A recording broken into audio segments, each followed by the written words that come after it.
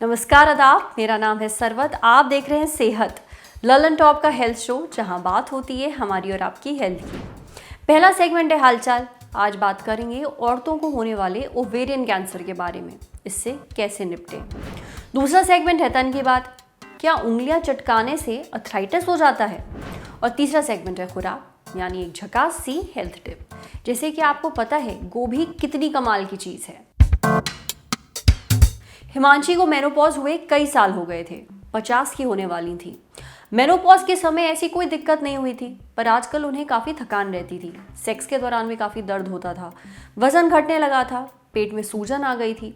Doctor को दिखाया तो पता चला कि ये आम लक्षण इतने भी आम नहीं थे। हिमांशी को ओवेरियन कैंसर था। ओवेरियन कैंसर औरतों की ओवरीज में होने वाले कैंसर को कहते हैं। अब Indian journal of community and family medicine के मुताबिक ओवेरियन कैंसर के मामले में हिंदुस्तान दूसरे नंबर पर है। तो ये ओवेरियन कैंसर क्या होता है और क्यों होता है, ये जान लेते हैं।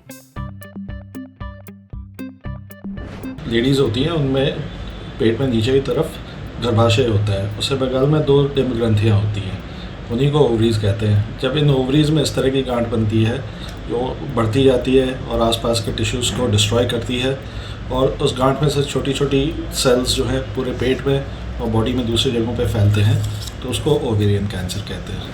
ये ओवेरियन कैंसर के 2 मुख्य कारण हैं।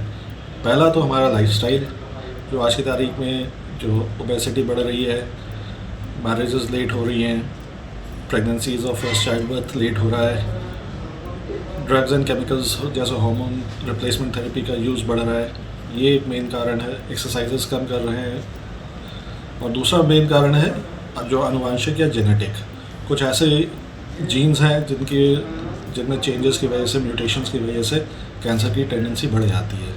ओवेरियन कैंसर में ये भी एक मुख्य कारण है जो कि आनुवंशिक रूप से चलता है। ओवेरियन कैंसर क्या होता है ये तो पता चल गया, अब इसके लक्षण क्या हैं और इसका इलाज क्या है ये भी जान लेते हैं। ओवेरियन कैंसर में दिक्कत यही है कि ओवेरियन कैंसर का कोई बहुत एक क्लियर कट लक्षण नहीं होता। शुरुआत में पेट भारी भारी सा लगता है, भूख कम लगती है, कॉन्स्टिपेशन होता है, चेंजेस इन बाउल हैबिट्स होती है। कोई ऐसी लक्षण नहीं होता है जो पिन पॉइंट करे कि नहीं ये कैंसर का लक्षण होता है। जनरल लक्षण होता है, जो है लेडीज़ दवाई खाती रहती हैं, गैस होती है, गैस की दवाई खाती रहती है और चलता रहता है। हाँ, ये जब बीमारी बढ़ जाती है तो फिर पेट फूल जाता है, नीचे पेट के निचले हिस्से में दर्द होने लगता है, हो सकता है कहीं से ब्लीडिंग भी होने लगे थोड़ी बहुत। तो ये मेन लक्षण होते हैं ओवेरियन कैंसर के। ज़्यादातर केस में ओवेरियन कैंसर जो है जांच पे ही नज़र आता है कि भाई हमने जांच कराई, कुछ दिक्कतें आई, जांच कराई तो उसमें देखा कि भाई ओवरी में कुछ नया डेवलप हो रहा है। तो ये ओवेरियन कैंसर बाकी कैंसरों से थोड़ा सा डिफरेंट होता है डायग्नोसिस के मामले में। दूसरे कैंसर्स में जब हमें कहीं पे भी गांठ नज़र आती है तो उसमें से हम या तो एक बायोप्सी करके एक छोटा सा टुकड़ा लेके जांच में भेजते हैं, या अगर टुकड़ा संभव नहीं होता है लेना तो एक सुई की जांच करके उसमें से थोड़ा सा पानी निकाल के उस पानी की जांच में भेज दिया जाता है, जिसमें कंफर्म होता है कि कैंसर है या नहीं है। लेकिन ओवरी बेसिकली एक बलून की तरह है, उसमें कुछ सॉलिड एरियाज होते हैं, कुछ उसमें लिक्विड भी भरा होता है। अगर हमें जांचों में, जैसे हमने किसी का सीटी स्कैन या अल्ट्रासाउंड कराया, उसमें ओवरी में एक गांठ दिख रही है, तो फिर हमें उस गांठ को छेड़ना नहीं होता है। उसमें हम कोई भी सुई लगाएंगे, उसमें कुछ भी चीरा लगाएंगे तो वो पानी रिसेगा चारों तरफ। अगर उसमें कैंसर नहीं है, थोड़ा सा पानी रिस जाता है तो कोई दिक्कत नहीं होती। लेकिन अगर ये कैंसर की गांठ है, अगर पानी रिसता है तो इसके थ्रू बीमारी बाहर चारों तरफ फैलने की गुंजाइश बढ़ जाती है। तो ओवरी के कैंसर में, या जब भी हम ये वो कहें कि जब भी हमारी किसी चीज़ में सस्पिशन आता है कि, या हमारा एक शक पैदा होता है कि ओवरी में गांठ है, कैंसर की हो सकती है, तो हम उसको छेड़ते नहीं हैं, हम शक के बिना पे ही उसका ट्रीटमेंट करते हैं। ओवेरियन कैंसर में एक्चुअली 2 भागों में डिवाइड किया जाता है ट्रीटमेंट। एक ओवेरियन कैंसर होता है जिसको हम कहते हैं अर्ली ओवेरियन कैंसर। उसमें हमारी जांचों में ये आता है कि भाई बीमारी सिर्फ ओवरी तक ही दिखाई दे रही है, हम सीटी स्कैन कराते हैं या अल्ट्रासाउंड कराते हैं तो सिर्फ ओवरी तक ही लिमिटेड बीमारी दिखती है।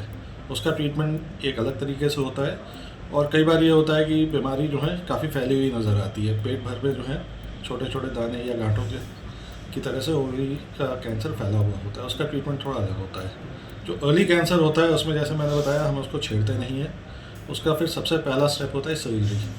सर्जरी में हम जो है ओवरी को निकाल देते हैं, साथ में अगर एज हो गई होती है तो यूट्रस भी निकाला जाता है, वरना जो है अगर एज कम है, यंग पेशेंट है, आगे जो है फैमिली चाहता है, तो अर्ली केसेस में एक ओवरी निकाल के भी प्रॉपर सर्जरी, पूरी सर्जरी हो जाती है।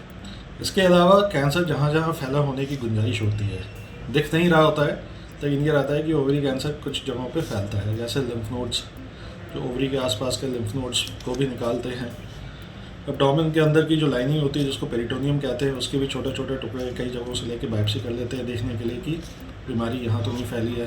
साथ में पेट में एक चर्बी की झिल्ली होती है, जिसको ओमेंटम कहते हैं, वो भी निकालते हैं और इन सारी चीज़ों को जांच में भेजते हैं।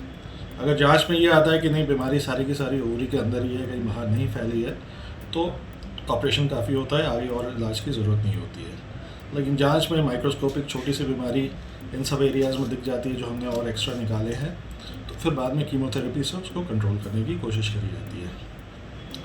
अब आते हैं दूसरे हिस्से में, जहाँ पे बीमारी ऑलरेडी फैल गई है, पेट में पानी भरा हुआ है, छोटी छोटी गांठें पूरे पेट में फैली हुई है।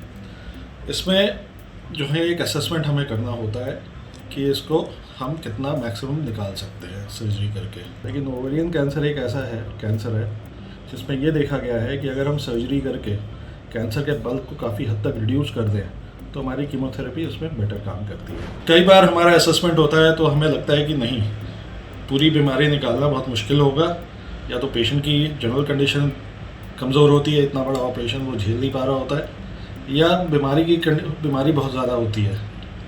हमें लगता है कि हम पूरी मेहनत करके भी काफ़ी हद तक बीमारी नहीं निकाल पाएंगे।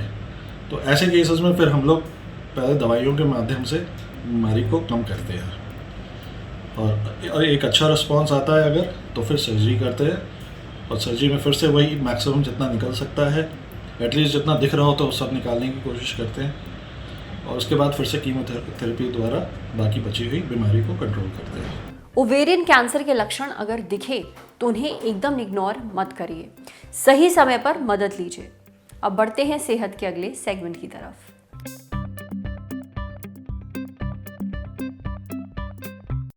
अक्सर ऐसा कहा जाता है कि उंगलियां चटकाने से आर्थराइटिस हो जाता है, पर क्या ये सच है? जवाब है नहीं। हमने आपको पहले भी बताया था कि आपकी उंगलियों के जो जॉइंट्स होते हैं उनमें एक फ्लूइड होता है। इस फ्लूइड का नाम होता है सिनोवियल फ्लूइड। अब ये ल्यूब्रिकेंट का काम करता है। अब इस फ्लूइड में कुछ गैसेस होती हैं, जैसे कि ऑक्सीजन है, नाइट्रोजन है, कार्बन डाइऑक्साइड है। जब आप उंगलियां चटकाते हैं तो ये गैस निकलती हैं, इसलिए आवाज़ आती है। इससे आर्थराइटिस नहीं होता है, पर इसका मतलब ये नहीं है कि आप उंगलियां खूब चटकाना शुरू कर दें, क्योंकि अगर आप ऐसा ज़्यादा करेंगे तो पता है क्या होगा, आपकी दिक्कतें और ज़्यादा बढ़ जाएंगी। जैसे हाथों में सूजन होगी और चीज़ों पर ना ग्रिप नहीं बन पाएगी, समझे? तो अब बढ़ते हैं सेहत के अगले सेगमेंट की तरफ, खुराक, एक झकास सी हेल्थ टिप। गोभी ज़्यादा किसी को भी पसंद नहीं होती है, पर है ये बहुत कमाल की सब्जी। एक तो इसमें विटामिन्स जो हैं वो कूट कूट कर भरे होते हैं, जैसे कि विटामिन सी, विटामिन के और विटामिन B6। अब इसके अलावा गोभी में पोटेशियम, मैग्नीशियम ये सब भी खूब होता है। फाइबर भी खूब भरा हुआ होता है, जो आपकी ओवरऑल हेल्थ के लिए बहुत ही अच्छा है। साथ ही गोभी में केवल 25 कैलोरीज होती हैं पर कप, इसलिए वेट लॉस के लिए खूब ज़बरदस्त है। और हाँ, आप इसे दूसरी सब्जियों के साथ भी बनाकर खा सकते हैं, तो अपनी डाइट में गोभी ज़रूर लें। आज सेहत पे इतना ही। अच्छा, अगर आप एक डॉक्टर है और हमसे कुछ शेयर करना चाहते हैं तो जो ईमेल आईडी इस वक्त आपको अपनी स्क्रीन पर दिख रही है उस पर हमें एक मेल भेज दीजिए। कैमरे के पीछे हमारे साथ है तरुण। अगर ये वीडियो फेसबुक पे देख रहे हैं तो हमारे फेसबुक पेज को लाइक करिए, यूट्यूब पे देख रहे हैं तो हमारे चैनल को सब्सक्राइब करिए, बेल आइकन पर ज़रूर क्लिक कर दीजिए, ताकि जब भी हम कोई नया वीडियो अपलोड करें तो उसका नोटिफिकेशन आप तक सबसे पहले पहुँचे। शुक्रिया। लटक धरने पर चले और जहां पहुंचे वहां अनुप्रास और तुकबंदी के दरवाजे की सांकल हिला दे। कहें कि क्या रहा है ढूंढ तुमको खटक, कि कब ऑन करें मन का मोड मटक, कि क्यों चित्त जाता है यूं ही सटक, कि कैसे ना आए हौसलों में चटक, कि कहां तक करें इरादे गटक झटक, अब बेवजह न भटक, ये है निपट देसी मन लटक। पर यूं ही कहना होता तो पुराने रोग दफा करने की जरूरत क्या थी। तो बात यह है कि लल्लन टॉप हमारा है और हम बनता है मैं और तुमसे। उसमें भी मैं घटता रहे, तुम बढ़ता रहे, तभी बात दुरुस्त है। वैसे तुम में किसी को तुलसी लग सकती है, यूं बात आप कहने से भी बन सकती है। आपकी प्रतिभा के लिए आपका लल्लन टॉप लेकर आया है एक लोकतांत्रिक मंच जिसका नाम है लटक। लटक शॉर्ट फॉर्म है, फुल फॉर्म है लल्लन टॉप का से कबूतर इमला में, का से कुल्फी शिमला में, लेकिन लल्लन टॉप में का से किस्से, कविता, कॉमेडी और सब किस्म की कलाकारी। तो लटक है नए कलाकारों का अड्डा, वो जगह जहां आपका डेब्यू कई दरवाजे खोल सकता है। तो फिर दे दो दस्तक, भेजो अपनी कलाकारी लटक के पेज पर फीचर होने के लिए। हमारा पता है latak.lallantop@gmail.com। अब सुकून के लिए भटक मत, लटक।